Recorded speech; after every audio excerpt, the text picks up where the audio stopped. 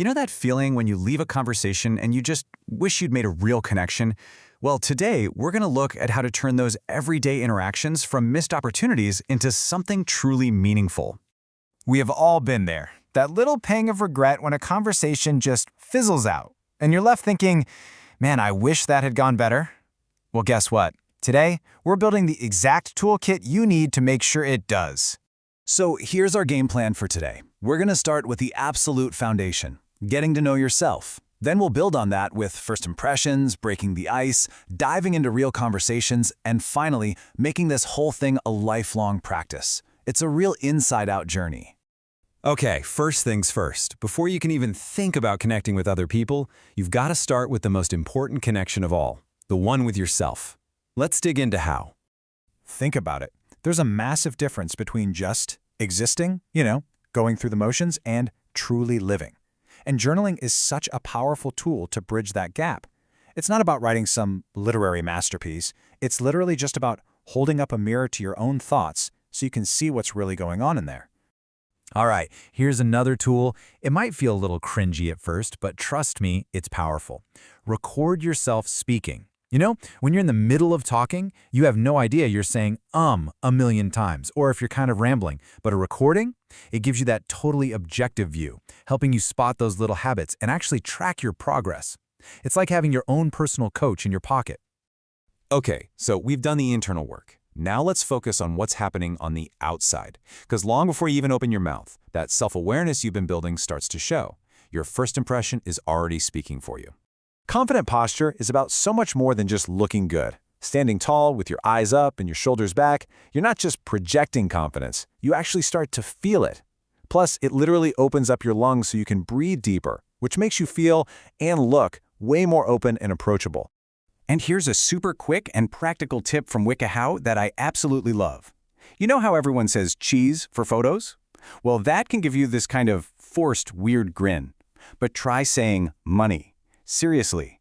That unny sound at the end naturally lifts the corners of your mouth for a much more genuine-looking smile. It's an old Hollywood trick for a reason, and trust me, it works. All right, so you're standing tall. You're feeling self-aware. Now it's time to actually, speak. And how you kick things off, it sets the entire tone for everything that comes next. Okay, let's talk about a super common trap. You hear it all the time, introducing yourself with myself Rajesh. Look, it might sound formal, but it's just not correct, and it can kind of trip you up right from the start. Just stick with the simple, confident classics. My name is, or I am. It's a small change that makes a big impact. This one is a lifesaver if you find it intimidating to talk to strangers. It's called the no harm, no foul technique. The idea is simple. Instead of hitting someone with a direct question, you just toss out a low-stakes observation, like, wow, this bus is crowded today. You're just creating an opportunity for them to engage, not forcing them to. If they chat back, amazing. If not, no harm done, no foul. Okay, so you've broken the ice. Now for the real magic.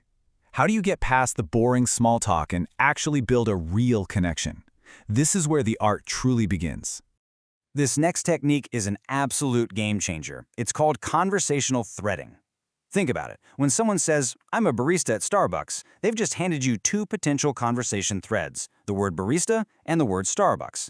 Instead of just nodding and saying, cool, you gently pull on one of those threads with a question.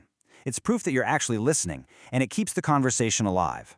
And if you really want to strengthen that thread, just remember the 3 R's. You can relate by sharing a similar experience of your own. You can reinforce their excitement by saying something like, wow, that sounds amazing. Or you can repeat what they said to show you really get it. This is how you go from just talking to actually building rapport. Connection is a two-way street. It's not just about what you put out there, it's about how you receive things too. And this is a big one, compliments.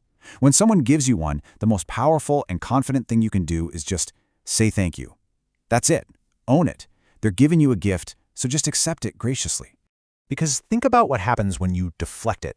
When you say, oh, this old thing? You're basically telling them their judgment is wrong. It's like they hand you this nice gift and you just kind of push it back at them. It makes things awkward for everyone and can even come across as a little bit rude. All right, we have covered a ton of ground here, right? From the deep internal work to the super practical external techniques. The final piece of the puzzle is understanding that this isn't a checklist you just finish. It's a toolkit you carry with you for a lifetime of growth. So here it is, your connection toolkit, all in one place. It starts with you, with self-reflection. It's supported by that confident body language. It kicks off with that awesome no harm, no foul opener. It gets deep with conversational threading. And it gets stronger when you learn to gracefully accept compliments from others. And really, this is what it all comes down to. Using these skills isn't just about avoiding awkward silences. It's about building a richer, more meaningful life. It literally gives you the power to write a new story for yourself, one conversation at a time. So the only question left is, what story are your connections going to tell?